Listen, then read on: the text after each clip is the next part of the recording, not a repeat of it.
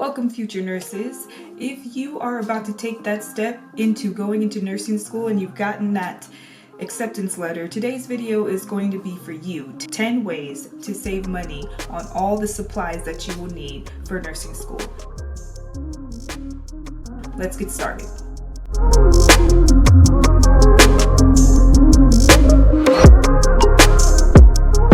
Number 1, buy used textbooks. I think if you've been on this school journey for a little bit, then you know that there are places that offer and have lower cost for used books. So check out Amazon, check out some of the other websites that will compare costs and offer you the lower cost, and buy those textbooks.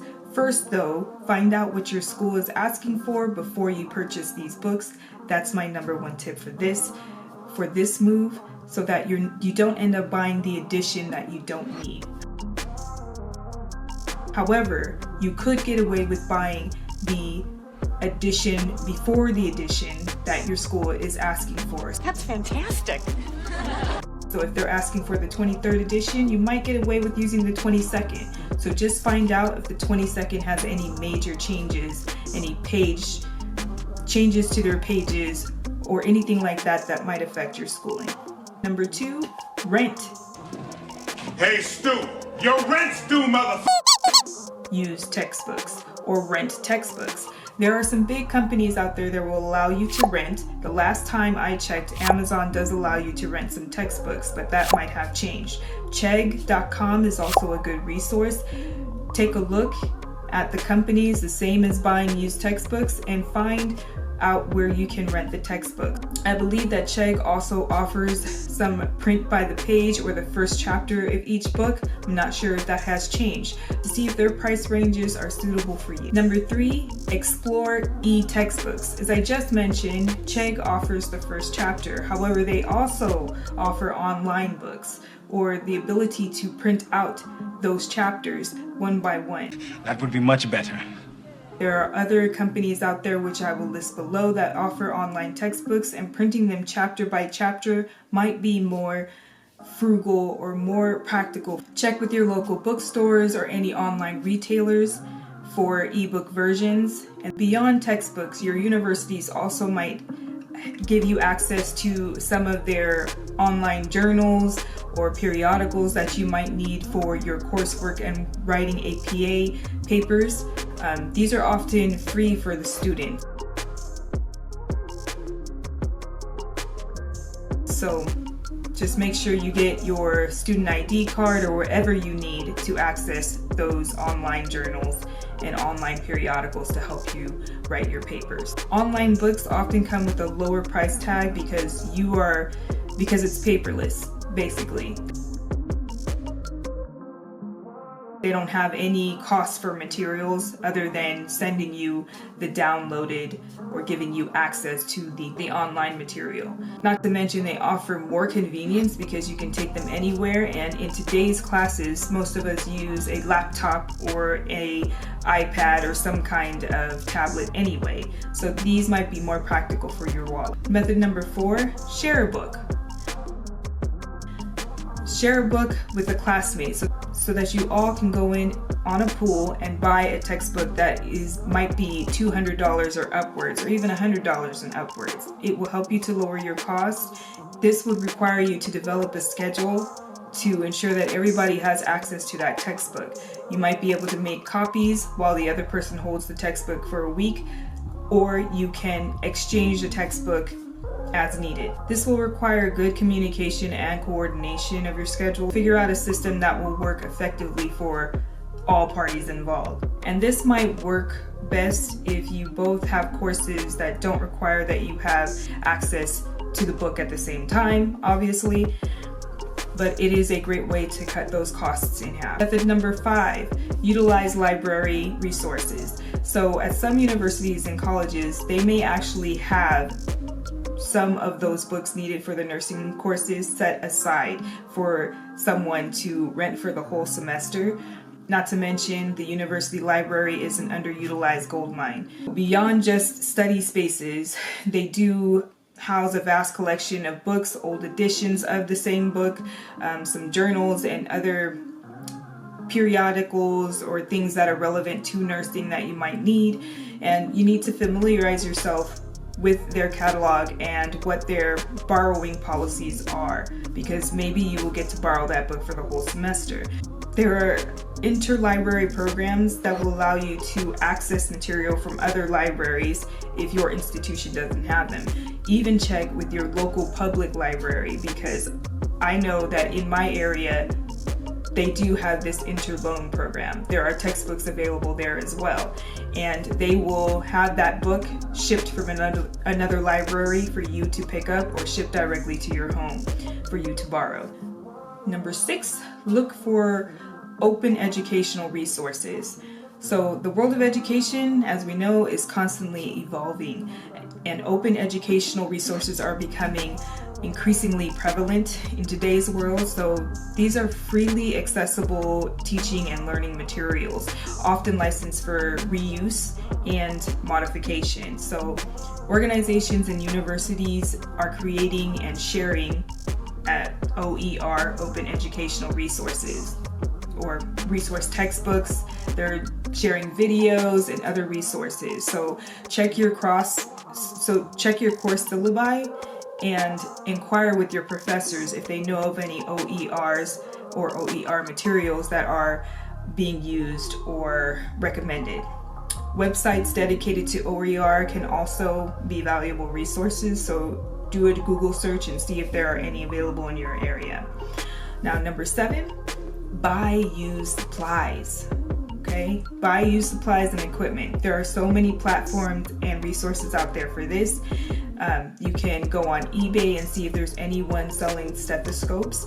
You don't have to have a Littman. Get an MDF. I had an MDF stethoscope my whole nursing school, the whole course of nursing school, and it made no difference to me. When I finally got my Littman stethoscope, I didn't really hear that there was a difference. There might be a difference if you have a particular cardiac Littman stethoscope, but other than that, the original Littman and the MDF do the job and get the job done.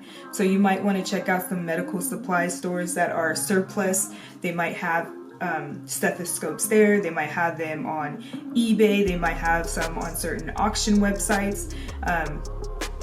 Blood pressure cuffs, medical supply store again. And secondhand thrift stores also have good. You may stumble upon some medical supplies there as well. For your medical bag, thrift stores. For your scrubs, thrift stores as well. Not only do they have scrubs at secondhand medical supply stores, but they also have them in some thrift stores like the Desiree thrift stores. If it's available to you in your area, there are scrubs that can be found there, and Desiree thrift stores are neat and color coded. So if you need a particular color for your student nurse scrubs, check those out as well. Look for opportunities to buy these items from graduating students as well.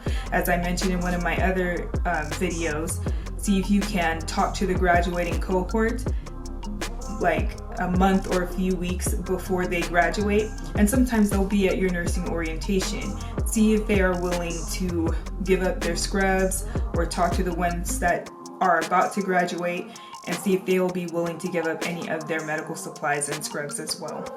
Just make sure that they're in good working order and they're exactly what you need for your semester and your cohort. Now, method number 8, form study groups and share notes. So collaboration is going to be key in nursing. It is a team sport, let me tell you.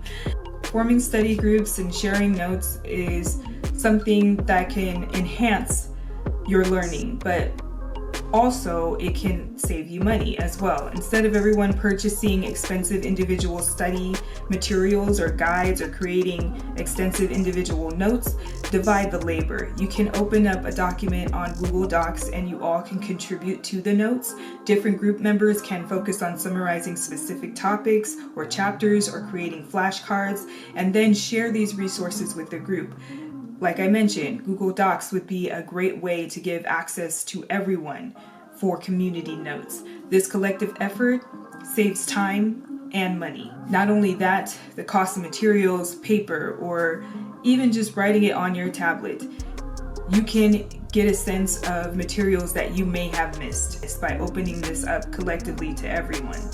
Now, method number 9, take advantage of school resources.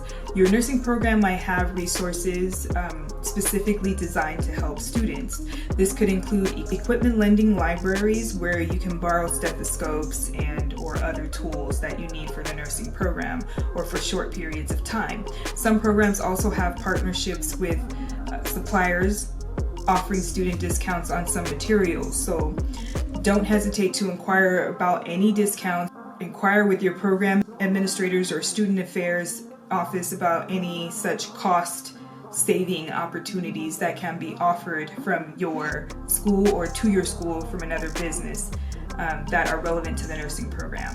And finally, method number 10, consider financial aid and any scholarships. That's a big one and is the most relevant.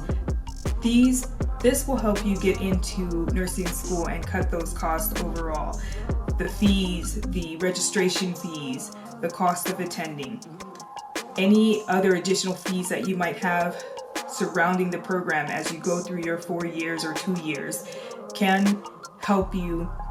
This can help you save money as the check is dispersed, I believe, twice or maybe once, depending on what you qualify throughout your semester. So while it's not directly a way to reduce material costs, financial aid and scholarships certainly alleviate the overall financial burden of nursing school. So it frees up funds for some materials that you might need. Explore all the available options to you and your school, including federal and state aid, as well as scholarships specifically for nursing students or oncoming nursing students, or particular to your situation. If you're a second degree person going into nursing school, there may be a scholarship available to you. If you're a minority, there may be a scholarship available to you. Organizations like the American Association of Colleges of Nursing and the Nurse Corps scholarship program offer valuable financial assistance. So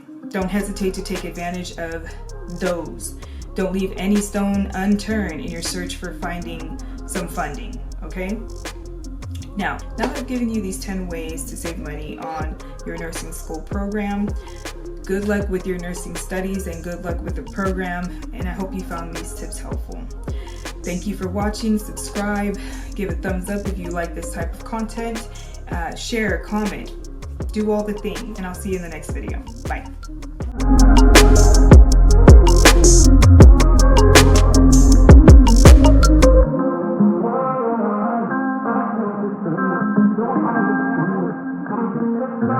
Oh,